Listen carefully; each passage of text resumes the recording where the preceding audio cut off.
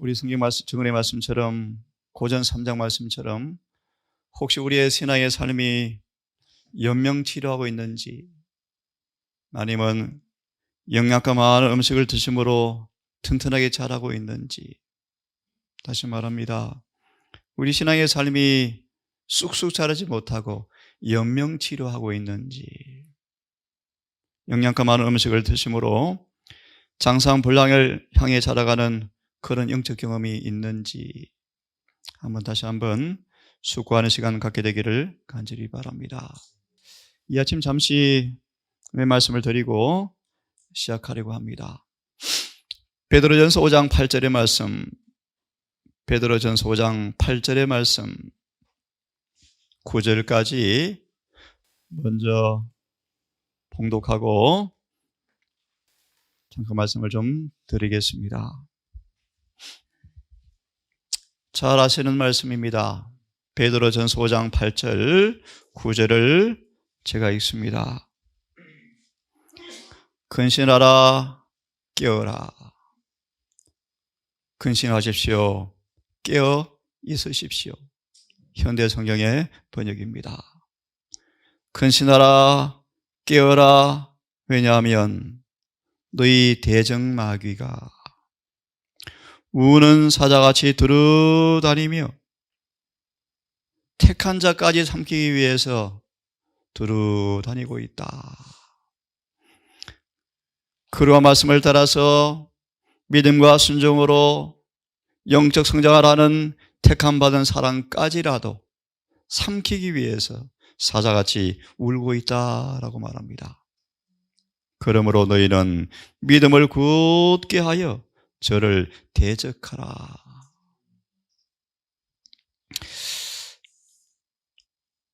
우리는 마술에 걸린 땅에 발을 딛고 살고 있습니다. 이 땅은 마술이 걸린 땅입니다. 마술이에요. 돈 버는 데 사람들이 빠져 있죠. 예컨대 그렇습니다. 그래서 이렇게 말합니다. 우리는 마술에 걸린 땅에 살고 있습니다. 사단은 육신적 안전의 요람에서 잠들도록 우리 백성들을 흔들어 주기 위해서 끊임없이 활동하고 있습니다. 마음이 거짓으로 평안한 것처럼 느끼도록, 안락한 것처럼 느끼도록 사단은 우리를 육신의 안전의 요람에서 잠자도록 우리를 흔들고 있습니다. 우리는 마술에 걸린 땅에서 잠들어 있습니다.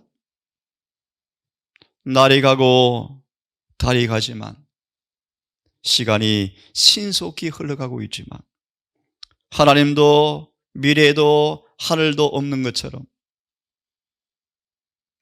우리는 무관심한 채로 서 있습니다. 하지만 각 사람의 운명이 결정될 신속한 날이 다가오고 있습니다.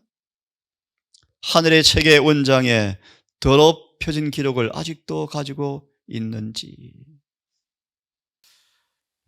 에베소서 6장 한 구절을 더 보려고 합니다. 에베소 6장, 우리가 어떤 일을 당하건 무슨 지경에 있건 여러분 잊지 말기를 바랍니다. 지금은 전쟁 중이라는 사실입니다. 우리가 지금 너무 안락하지만 우리가 발을 딛고 있는 땅은 전장터라는 사실을 잊지 않기를 바랍니다. 눈에 보이지 않지만 치열한 전쟁이 지금 벌어지는 중이라는 사실을 잊지 않기를 바랍니다. 그러므로 깨십시다. 늘 근신합시다. 에베소 6장 12절 함께 읽고 주석 하나 보고 다시 소망의 말씀으로 돌아가겠습니다. 6장 12절을 다시 읽습니다. 시작. 우리의 씨름은 혈과 육에 대한 것이 아니요 정사와 권세와 이 어둠의 세상 주관자들과 하늘에 있는 악의 영들에게 대함이라. 이 부분의 주석에 이런 말씀이 있습니다. 계속 교전 중에 있는 천사들, 계속 교전 상태에 있는 천사들, 하늘의 천사들은 지금 뭐하고 있다는 것입니까? 계속 싸우고 있다. 이 말씀을 읽어보겠습니다. 만약 휘장이 거치고 다니엘 10장의 말씀으로 연결되어지면 좋겠습니다.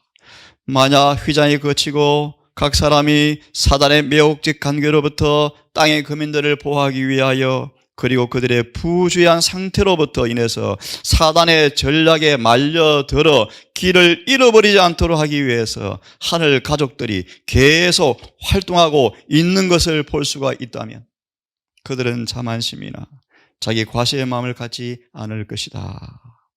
그들은 하늘 군대가 위험을 느끼지 못하는 사람들과 무관심하게 지나쳐버리는 사람들을 위하여 승리를 쟁취하려고 사탄의 대리자들과 계속 교전 중임을 볼 것이다.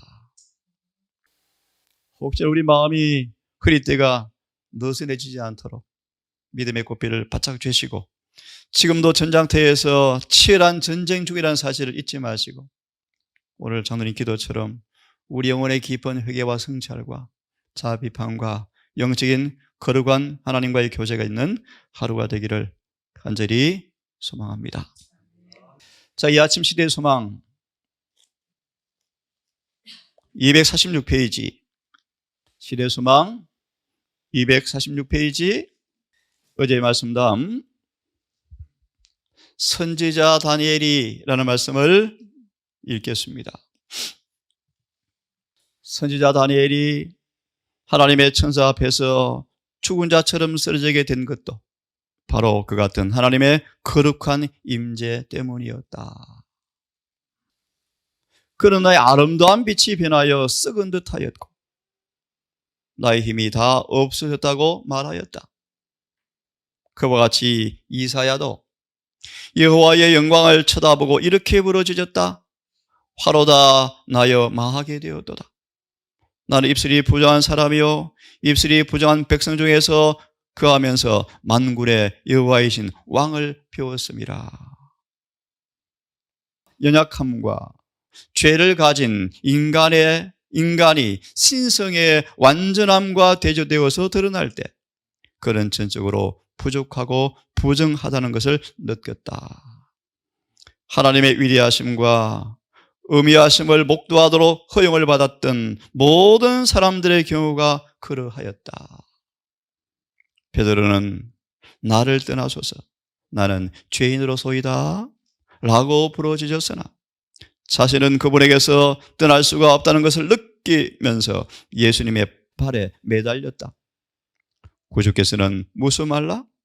이제 후로는 내가 사람을 취하리라 라고 대답하였다. 이사야에게 하늘의 기별을 위탁한 것은 그가 하나님의 거룩하심과 자신의 무가치함을 본 후의 일이었다. 베드로가 그리스도를 위한 사업에 부르심을 받은 것은 자아를 버리고 하늘의 능력에 의지한 후에 있은 일이었다.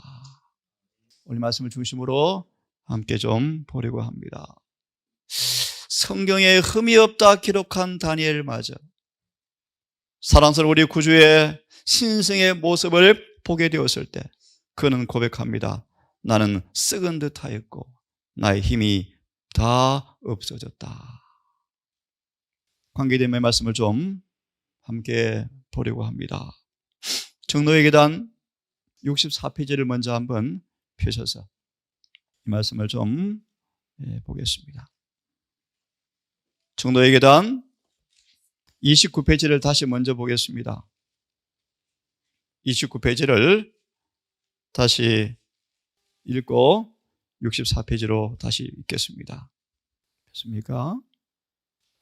폈으면 어제의 본 말씀을 다시 좀 읽고 싶습니다. 하나님의 영광의 빛, 그리스도의 순결의 빛, 심령을 꿰뚫어서 모든 오점을 밝히 드러내고 사람의 품성의 결함과 결점을 폭로한다. 이 은혜가 정말 더없이 깊이 경험되어질 엄숙한 시점에 살고 있죠. 그래서 우리 야고보 4장 8절처럼 이런 은혜 가운데서 우리를 치료하기 위해서 오시는 치료의 광선의 빛이 우리 영혼에 깊이 들어와서 치유하시는 주님의 의사의 은혜를 여러분 사모하시고 경험하시기를 간절히 바랍니다. 주님의 온전한 품성의 빛이 비춰올 때 신성치 못한 욕망, 심지의 불신실, 입술의 불순결이 명백히 드러난다.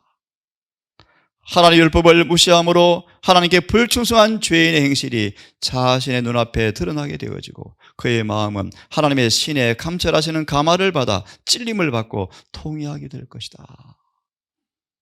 누가 이 은혜를 받게 될까요, 여러분? 회개시키는 성령의 이 놀라운 은혜가 우리 가족들 모두에게 충만히 경험되어져서 다윗처럼 죄 사함의 거룩한 구원의 노래가 우리 삶에도 울려 퍼지는 경험이 있기를 간절히 바랍니다. 이제 그런 사람들은 그리스도의 순결하고 흠이 없는 품성을 볼 때 참 귀한 말씀이죠. 자기 자신을 몹시 싫어하게 될 것이다. 이 아이 말씀 바울의 경험을 보았습니다. 64페이지로 가서 한 말씀을 좀 더 다시 보겠습니다. 64페이지 말씀입니다. 참고로 64페이지 말씀을 다 읽어보기로 하시고요. 쭉 넘어가셔서 여기를 봅니다. 그대가, 잘 아시는 말씀이죠. 그대가 예수께로 더 가까이 갈 때 말씀을 좀 읽어보면서 조금 전 베드로의 고백의 의미가 무엇인가를 한번 생각했으면 좋겠습니다. 그대가 예수께로 더 가까이 갈수록 그대의 허물이 그대의 눈에 더 많이 드러나 보일 것이다. 로마서 5장 20절 21절의 말씀이요. 죄가 많은 곳에 은혜가 많습니다. 율법이 더한 곳에 은혜가 많습니다. 그런 뜻입니다. 우리가 그분을 더 깊이 교제하고 율법의 진면목을 더 깊이 알수록 전에 알지 못했던 죄가 더 드러납니다. 이런 뜻입니다. 율법이 더한 곳에 죄가 많아집니다. 로마서 5장 20절의 말씀입니다. 그대의 시력이 더 밝아져서, 그렇죠? 그대의 불완전한 것이 예수의 완전하신 품성에 대조되어서 뚜렷이 나타나 보이게 되는 까닭입니다. 이것은 참 귀한 말씀이요. 이 일을 경험한 우리 모든 사람들에게 주신 약속의 말씀이요. 사단의 미혹이 힘을 잃어버리고 그 대신에 하나님의 성신이 생기는 감화가 그들을 각성시키고 있다는 증거라는 사실을 여러분 붙잡으시고 오히려 더 용기 내는 믿음의 행복 있기를 바랍니다. 자신의 죄가 흉악하다는 것을 깨닫지 못하는 사람들의 마음에는 예수에 대한 깊은 사랑이 뿌리 박을 수가 없을 것이다. 그리스도의 은혜로 말미암아 변화된 사람은 그의 신성한 품성을 감탄할 수 있게 될 것이다. 하지만 만일 우리가 우리 자신의 도덕적 결함을 보지 못한다면 우리는 아직도 그리스도의 미점과 탁월하심을 보지 못하였다는 확실한 증거이다. 베드로가 비로소 그분의 거룩한 신성의 임재를 경험하게 되었을 때 비로소 죄인임을 느끼게 되어지고 오직 온전치는 못했지만 자아를 이제 포기하고 그분께 의지한 경험을 우리는 보게 되었습니다. 마저 봅니다.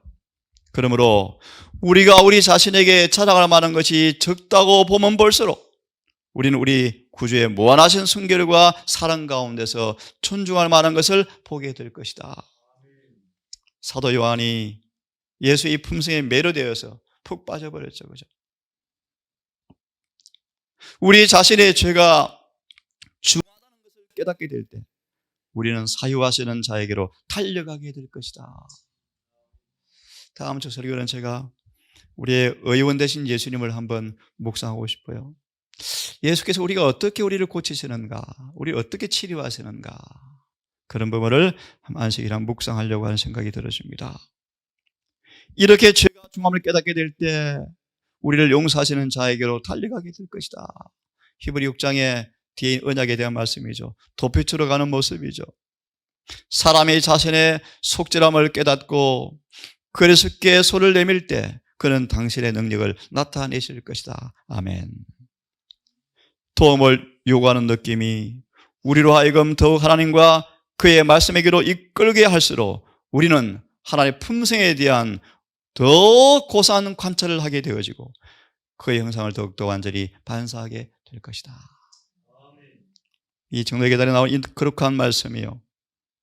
우리 챕터가 어떤 내용입니까, 여러분? 제자되는 증거의 모습이죠. 우리 삶도 정말 헌신하여 믿음과 받으심을 통하여 양자로 입양된 뚜렷한 확정이 우리의 삶에도 이런 경험이 충만하게 있기를 간절히 바랍니다.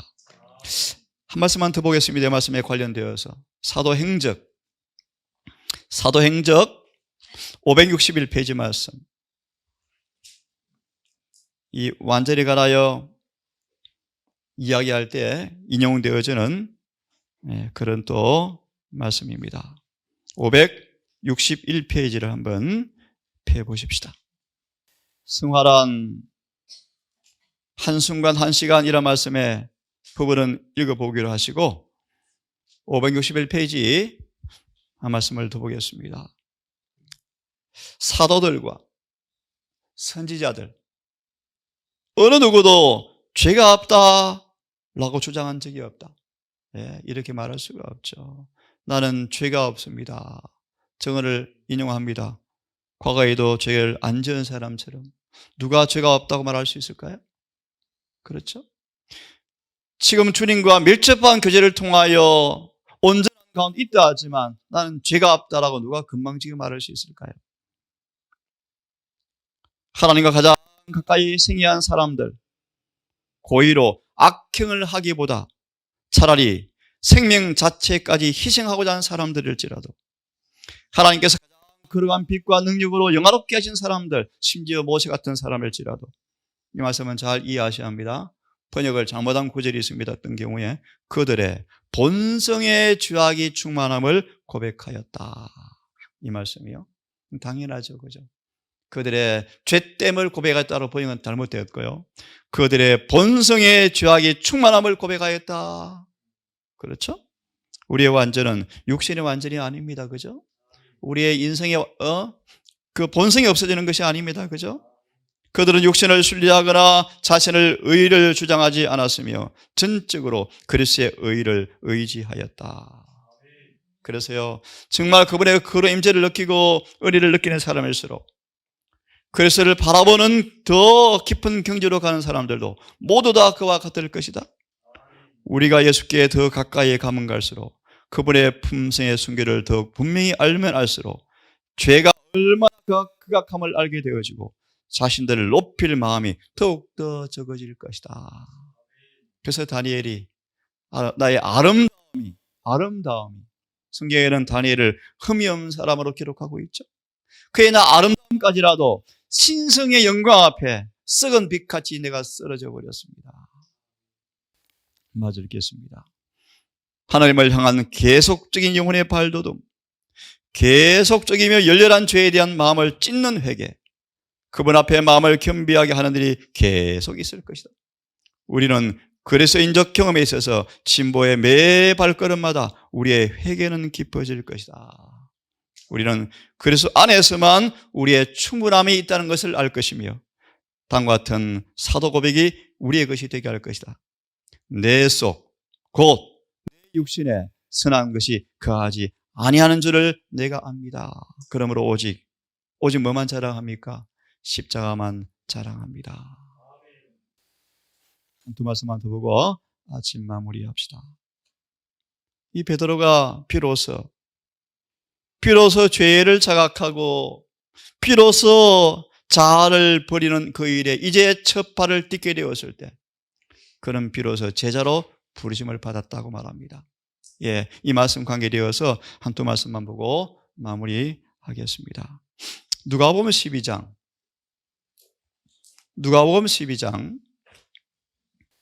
42절에 관한 주석을 보고 싶습니다. 누가복음 12장 42절 이 말씀은 하나님의 청지기로 부름받은 사람의 조건에 관한 말씀이요. 누가 죄 있고 진실한 청지기가 되어서 주인에게 집 종들을 맡아서 때를 따라 양식을 나눠줄 자가 누구냐. 이런 부르심의 조건이 무엇인가를 이 성경을 중심으로 주석은 이렇게 말하고 있습니다. 42절 주석의 두 번째 문단을 보시기 바랍니다. 두 번째 문단을. 우리의 모든 것은 주께로부터 빌려받았다. 그래서 그런 정언이 갑자기 기억이 납니다. 주님의 포도원에 봉사 사업을 하지 않는 사람들은 도적질하고 있는 사람들이다. 그렇게 말씀했어요. 왜요? 우리의 시간, 우리의 생명, 우리의 재능, 우리의 재물 모든 것이 누가 주신 것입니까? 그러므로 주의 포도원에서 그분의 사업에 동참하지 않는 사람들은 많은 사람들이라고요? 도둑들이다. 도둑놈들이다. 그렇게 말합니다. 자, 이 구절의 두 번째 문장을 읽고 싶어요. 두 번째 문장. 함께 한번 같이 읽으면 좋겠습니다. 다른 사람들에게 있습니까? 예, 읽습니다. 시작. 다른 사람들에게 선을 행하기 위하여 자아를 부인하고 자신과 자신이 소유한 모든 것을 그리스도의 봉사사업에 드리는 자들은 이기적인 사람들이 찾을 수 없는 행복을 발견한다. 맞아 있습니다. 우리 구주께서는 이와 같이 너희 중에 누구든지 자신의 모든 소유를 버리지 아니하면 능히 내 제자가 되지 못하리라 라고 말씀하셨다. 사랑은 자기 유익을 구치 아니한다. 이것이 그리스도의 생애를 특징지은 무한적 사랑과 자선의 열매이다. 우리의 마음에 새겨진 하나님의 율법은 우리 자신의 관심을 고상하고 영원한 관심사에 굴복시킨다. 아멘. 오늘도 이 거룩한 주님의 은혜에 우리 봉사사업으로 참여하시는 아름다운 행복의 경험이 있기를 간절히 바랍니다. 한 구절만 더 보고 마무리합시다. 고린도후서를 펴겠습니까? 고린도후서 5장을 좀 펼쳐서 고린도후서 5장 살아시는 말씀 14절과 15절을 읽고 기도하겠습니다. 폈으면 다 함께 읽어보겠습니다. 이런 구절은 꼭 기억하고 암송해야 할 구절들이죠. 같이 한번 읽어보겠습니다. 시작. 그리스도의 사랑이 우리를 강권하시도다. 우리가 생각한데 한 사람이 모든 사람을 대신하여 죽었은저 모든 사람이 죽은 것이라. 저가 모든 사람을 대신하여 죽으심은 산자들로 하여금 다시는 자신을 위해 살지 않고 오직 저희를 대신하여 죽었다가 다시 사신 자를 위하여 살게 하려 하심이라. 그분의 동역자들의 특징을 분명히 말씀하죠. 14절에 관한 주석 하나 읽고 기도하겠습니다. 사랑은 승화된 의지의 결단입니다. 요한복음 21장이 갑자기 기억이 납니다. 내 양을 치라. 목자로 부르는 가장 중요한 조건이 무엇이라고 소망에서는 말씀하던가요? 하나님의 사랑이다. 기억나죠?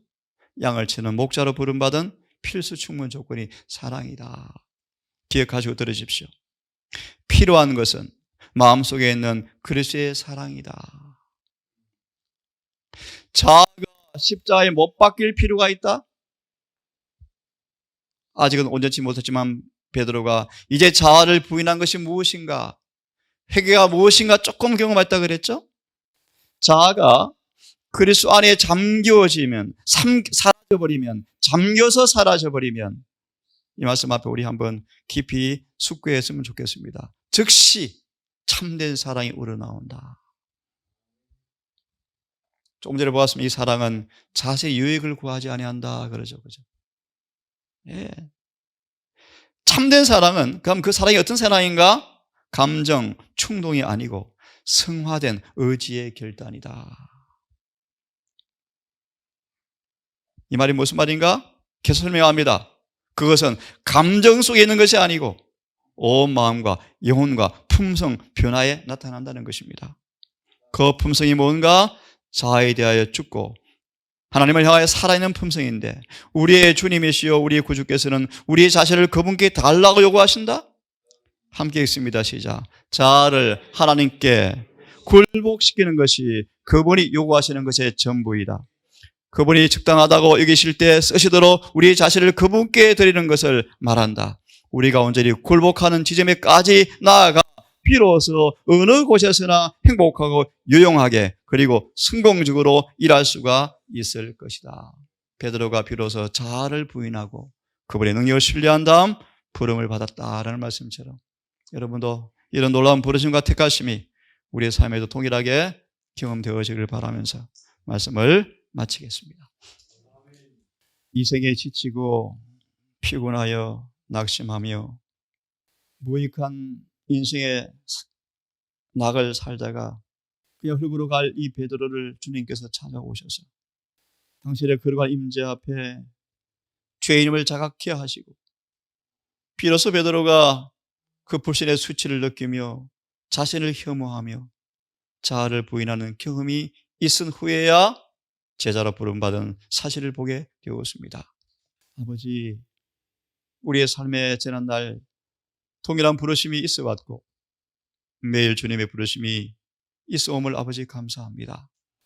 우리 또한 다니엘처럼 위대한 주의 종들처럼 이제는 한 표대를 바라보며 정진하는 삶을, 행복한 삶을 살기를 결심합니다.